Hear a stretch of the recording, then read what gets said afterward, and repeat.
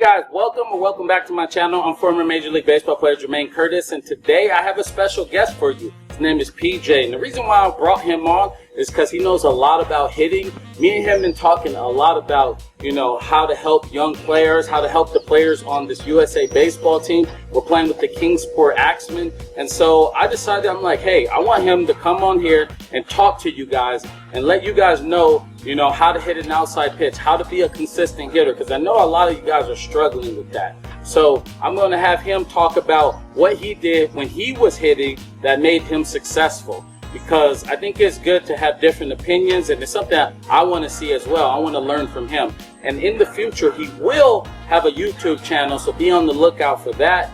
He's going to definitely help you, so you guys can go and follow him. Great dude, great kid, knows a lot about the game and wants to help out as well. So with that being said, you want to take it over? Yes, sir. Hey guys, PJ Carmichael here. We're just talking about how to hit the outside pitch and how to be successful staying on that outside pitch for the entire game. And something we've seen with our hitters here with the Axemen is they hit the outside pitch, but then they seem to switch their thought process and start going after the inside pitch, which you don't want to do unless the pitcher is consistently throwing inside. So if the pitcher's going to stay on this half of the plate over here, that's where you want to look for the ball. And in my time as hitting, and with a lot of other hitters, I saw that they had the most success when they stayed on that outside pitch. And that's also in the approach. If you think about hitting the outside pitch, it makes it a lot easier. And then the swing comes with that. As you stay on that outside pitch in your thoughts, your swing helps you drive those balls into the right center gap if you're righty. Then if you're a lefty, you can drive those outside pitches over here into the left center gap. And then as you work off that, you'll start seeing those balls start to fly towards the middle of the field, which is where you want to stay consistently as a hitter. Yeah, so being consistent as a hitter is not only your swing, it's also your plan at the plate, your approach at the plate. And many of you, your thought process is derailing you from being consistent. And that's why this game is tough, because it's mental.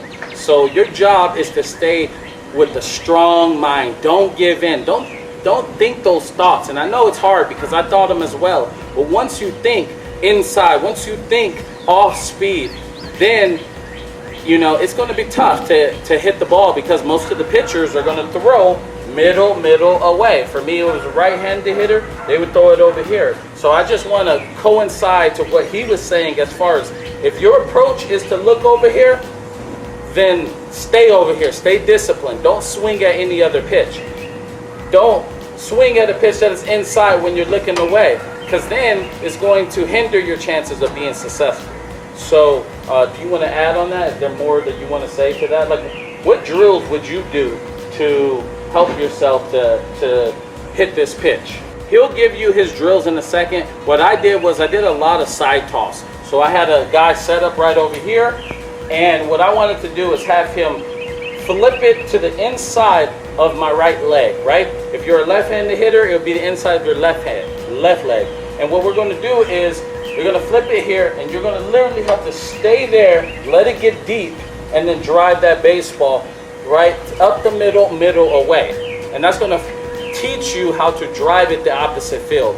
And when you do that consistently, when it becomes routine, you're going to have a lot of success, because now you're covering the entire plate. You have a swing where you can hit the outside pitch. If you're a click early, you hit the middle. And if you're a click earlier than that, now you drive this ball to left center, or even a home run if you're a right-handed hitter, in the opposite way as a left-handed hitter. So that was something I did. I also used the tee, and that is something important too. I might do a video that explains how to use the tee properly, because I feel like a lot of young hitters struggle with that. So if that's something that you're interested in, go ahead and comment below. I want to know. I want to see if a lot of you guys are struggling on how to use the tee properly. But if you are going to use the tee, set the tee middle away. I see a lot of players using the tee, and they're setting the tee way out here out front, right? And when you swing out front, where's that ball going to go? Look, it's going that way. So how am I going to drive this ball to the opposite field if I'm learning how to swing and I'm hitting it this way, right? So you want to bring that tee back to about right here. I think on the inside of my front foot, right? So after I stride, it's on the inside of my front foot, so it'd be like right here. And what I'm going to do is now drive that baseball to the opposite field with your hands above the barrel, so you can get through that baseball and put it in the air and hit it to right center in the gap. Because if you can do that consistently, you are going to get paid in this game. The money is going to fall. And some of you guys don't get that now, but you will later. So definitely. What about you? Working off the tee and side toss drill that you just brought up, thing I always like to do was then move on to an actual pitcher or a machine. Nice. And set it up over the plate and really focus on swinging at the pitch that you want. If the pitcher or the machine works inside, practice taking that pitch, because that's not the one you're going to want to swing at in the game. Work on sticking to your approach off more velocity, something that actually is changing around the plate. It's not just in one spot. So now you have to stick to your approach and really focus on just taking the swing you've been practicing and applying it to a pitch that's on that outside half. Amazing. Yes, definitely do it off of a pitcher, doing BP, do it off a pitching machine. Challenge yourself and really, put yourself in uncomfortable situation. I always said, and my dad always said to me too, he goes, in baseball, you have to be comfortable being uncomfortable. And what does that mean? When you're playing in front of 40,000 fans, you get uncomfortable. I remember when I was playing third base and Giancarlo Stanton was up to bat and it was bases loaded and I had to go infield in and I was basically on the edge of the grass. I was super uncomfortable. I was like, man, I hope he don't hit a ground ball to me. You know that thought has been in your head several times. So don't act like that you better because you didn't have that thought. No, that thought happens from this level all the way up to the MLB. And so what happened? I thought that ball straight to me, hit it like 115 miles per hour on the ground. It bounced off my chest. I grab it, I throw it home.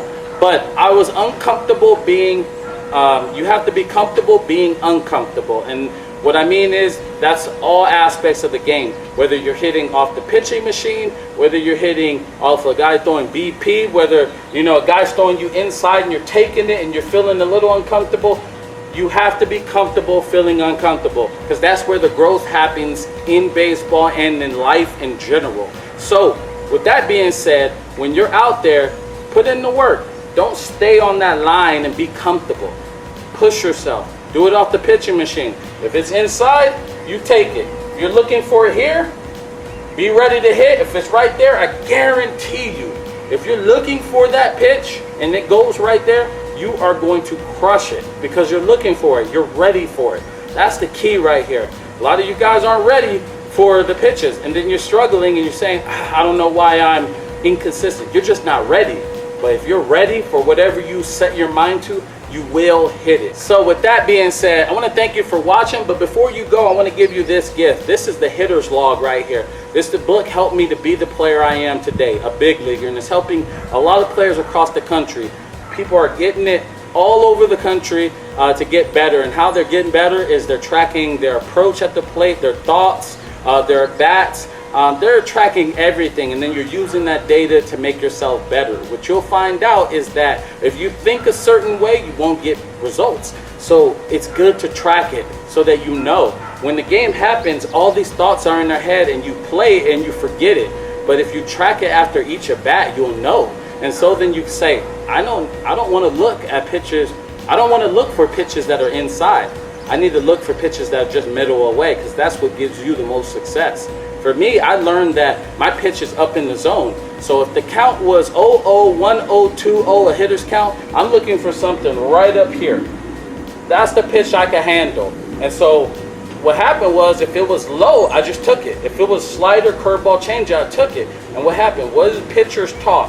Off-speed pitches, where are they putting the pitch? Down. So that allowed me to be in hitters' counts more often and allowed me to have more success, because I was focused on what I wanted, not what they were giving me. So that's what this book is going to help you do. And I highly, highly recommend you do it. So if you want it for free, I'll give it to you for free. Just pay the shipping on it. The link will be in the description below. I want to thank you guys for watching. I want you guys to thank PJ right here. We're about to make more videos together. And if you guys like him, definitely comment below. And when he creates his YouTube channel, I'll give you the link to go follow him.